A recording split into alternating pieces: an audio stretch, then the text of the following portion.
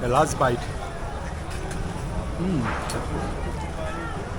Okay, so we're gonna try the chukumando, guys. Mixture of roll chopped with egg and beans, guys. This is like kidney beans. You can see it, guys. This is kidney beans and little bit soupy.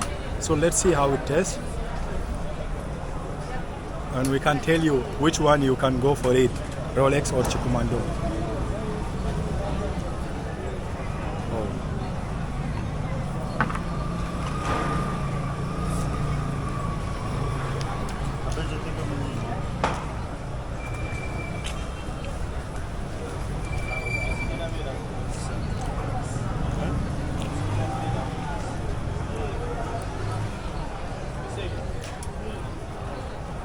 This is amazing, guys.